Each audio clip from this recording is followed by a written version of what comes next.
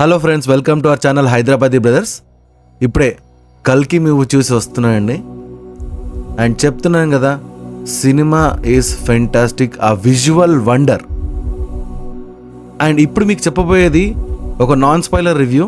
Story నేను అస్సలు reveal చేయను, బికాజ్ ఇంత మంచి మాస్టర్ పీస్ అనే సినిమాని నేను స్పాయిలర్స్ ఇచ్చి చెడగొట్టడం నాకు అస్సలు ఇష్టం లేదు.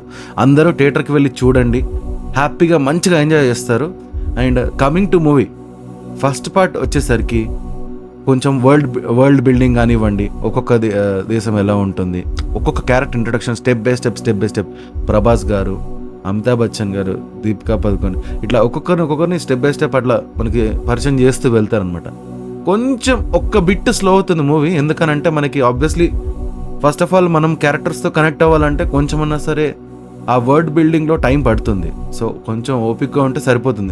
ఎందుకంటే మరీ అంత డ్రాగ్ కూడా చేయలేదు, బికాస్ మనకి ఇమీడియట్గా ఒక 20-25 మినిట్స్ మధ్యలో బుజ్జి అండ్ భైరవది ఒక ఫైట్ సీక్వెన్స్తో ఫుల్ ఫన్ జనరేట్ చేస్తారనమాట. సో అక్కడి నుంచి యాక్చువల్గా సినిమా స్టార్ట్ అవుతుంది. అండ్ చెప్తున్నాను కదా, ఒక్కొక్క విజువల్ వాళ్ళు ఏదైతే చూపించారో, నాగ్ అశ్విన్ ఏదైతే 4 years టైం తీసుకున్నారో, ఎవ్రీథింగ్ ఈజ్ పైసా వసూల్. మనం పెట్టే ప్రతి ఒక్క రూపాయి పైసా వసూల్. సో కంపల్సరీగా మిస్ అవ్వకుండా చూడండి. డీటెయిలింగ్ చాలా బాగా ఇచ్చారు. అండ్ మనకి చెప్పాను కదా, స్టార్టింగ్లో బుజ్జి అండ్ భైరవతోని ఒక మంచి ఫైట్ అంతా ప్లాన్ చేస్తారనమాట. మంచి ఫన్నీ షాట్స్ అంతా ఉంటాయి. దాని తర్వాత ఒక్కసారి స్టోరీ కొంచెం ఇన్ డెప్త్లోకి వెళ్తుంది.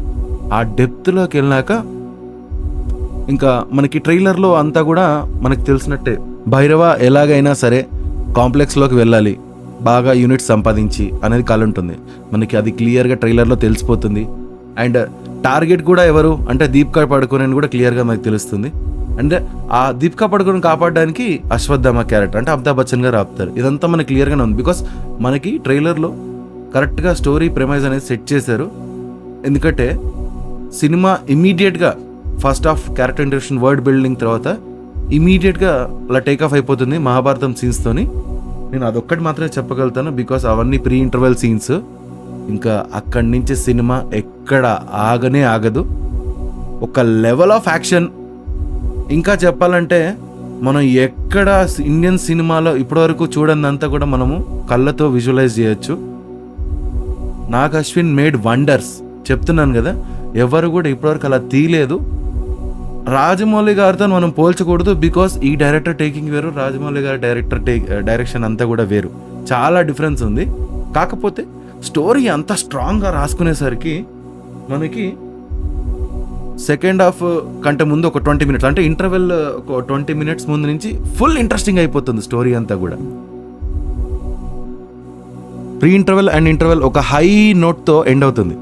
ఇంకా సెకండ్ హాఫ్ ఎలా ఉంటుంది అనేది మీరు ఎటువంటి డౌట్స్ పెట్టుకోవద్దు. ఇంకా ఫుల్ ర్యాంపేజ్ అనుకోండి. అశ్వత్థామతో ఫైట్ సీన్స్ కానివ్వండి, ప్రభాస్ క్యారెక్టరిస్టిక్స్ కానివ్వండి, ప్రతిదీ కూడా స్టెప్ బై స్టెప్ ఎక్సలెంట్గా తీశారు. ఒక్కొక్క సీన్ చూస్తుంటే కూడా మనకి అరే ఇలా కూడా తీస్తారా అనే ఒక థాట్ వస్తుంది. Because it is not an ordinary film. మీరు ఆర్డినరీ వ్యూతో అసలు చూడకండి. ఎందుకనంటే ఇది ఒక డిఫరెంట్ టేకింగ్. ఇలా కూడా మూవీస్ తీయొచ్చు అనేది ఓన్లీ నాగ్ అశ్విన్కే సొంతం. ఎంత ఎక్కువ పొగిడితే అంత మంచిది. ఒక్కొక్క ఫైట్ సీక్వెన్స్ అంతా కూడా మనకు చాలా ఎంటర్టైనింగ్ ఉంటుంది. సెకండ్ హాఫ్ మొత్తం ఇట్లా ఫాస్ట్గా సీక్వెన్స్ అవుతూనే ఉంటుంది. అండ్ మనకి ఎక్కడ బోర్ కొట్టదు అని చెప్తున్నా కదా. Finally Nag Ashwin he put his blood and sweat man. ప్రతిదీ కూడా స్టెప్ బై స్టెప్ బాగా కేర్ తీసుకొని చేశాడు. అండ్ మనకి లాస్ట్ 20 minutes అయితే, ఇంకా సినిమాలో లాస్ట్ 20-30 minutes అయితే ఒక విజువల్ వండర్. ఇంకా నేను ఎంత చెప్తే అంత తక్కువ. ఎందుకంటే మీరు థియేటర్లో చూడాలి. చూస్తే కానీ మీకు అర్థం కాదు ఎందుకు నేను అంత పొగుడుతున్నాను. చెప్పాను కదా, నేను ప్రభాస్ ఫ్యాన్ కాదు. కాకపోతే నేను కూడా ఇలా చెప్తున్నా అంటే అర్థం చేసుకోండి. ప్రతిదీ కూడా మనకి ఈజీగా నచ్చేటట్టు ఉంటుంది, బాగుంటుంది కూడా. బికాజ్ మనకు తెలుసు ప్రభాస్ ఎంత మంచివాడు అని. అట్లాంటి వాళ్ళకి మనం వెళ్ళి థియేటర్లో వెళ్ళి కంపల్సరీ సపోర్ట్ చేయాలి. కాబట్టి నేను చెప్తున్నాను, కంపల్సరీ వెళ్ళి వాచ్ చేయండి. ప్రతి ఒక్కరు హార్డ్ కోర్ పర్ఫార్మెన్స్ ఇచ్చారు. అమితాబ్ బచ్చన్ గారు సూపర్ సెట్ అయిపోయారు. కమల్ హాసన్ గారు అయితే ఇంకా జుట్టు వీక్కుంటారు. అసలు ఏంద్రా ఆయన పరిస్థితి.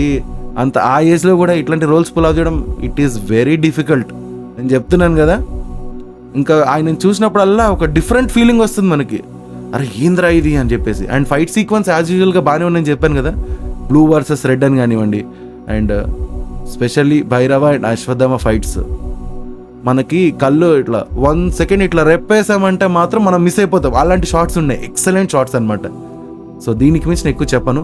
సినిమా చాలా చాలా బాగుంది, వెళ్ళి చూడండి. మీకు ఎలా అనిపించిందో మా కామెంట్ సెక్షన్లో తెలియజేయండి. అండ్ ఫిలింకి నా రేటింగ్ వచ్చేసి 5/5. నేను మళ్ళీ చెప్తున్నాను, 5/5. ఎందుకు నేను 1% కూడా కట్ చేయలేదంటే అది 4 years of hard work. Story అంత బాగుంది. అండ్ ఎస్పెషలీ మన నేటివిటీకి తగ్గట్టు మన పురాణాన్ని తీసుకొని స్టోరీ రాయడం అంటే అంత ఈజీ కాదు. చాలామంది ఆల్రెడీ మాకు తెలిసే ఉంటుంది ఆదిపురుష్ సంగతి, మనం ఆల్రెడీ చూసాము, మన కళ్ళని ఆ విజువల్ వండర్తో తట్టుకోలేకపోయాం. అలాంటిది ఆ కోమా నుంచి మనల్ని బయటికి తెప్పించాలంటే మినిమం ఈ మాత్రమన్నా ఉండాలి. అందుకే నేను 5/5 ఇస్తున్నాను. స్టోరీ అంత ఇన్డెప్త్లో ఉంది. అండ్ పార్ట్ 2 కూడా రాబోతుంది. డిఫరెంట్ కేమియోస్ ఉన్నాయి, అది నేను చెప్పను, మీకు ఆల్రెడీ తెలిసే ఉంటుంది. ఇన్స్టాగ్రామ్లో ఆల్రెడీ భయంకరంగా లీక్స్ అవుతూనే ఉన్నాయి. ఆ కేమియోస్ వచ్చినప్పుడు మనం సర్ప్రైజ్ ఫీల్ అవ్వాలంటే నేను చెప్పకుండా ఉండే మనం ఆన్ స్క్రీన్ చూస్తేనే బాగుంటుంది. కేమియోస్ అన్నీ కూడా సూపర్గా సెట్ అయ్యి అలా వచ్చి పోతూ ఉంటారు. బట్ స్టిల్ ఎంతవరకు అయితే వాళ్ళు న్యాయం చేయాలో అంత చేశారనమాట. నాగశ్విన్ చాలా బాగా యూజ్ చేసుకున్నారు అందరినీ కూడా. స్టోరీ పరంగా బాగుంది. So watch it. మీకు అనిపించిందో మా కామెంట్ సెక్షన్లో తెలియజేయండి. అండ్ అలానే please subscribe to our channel and support our channel Hyderabadi brothers.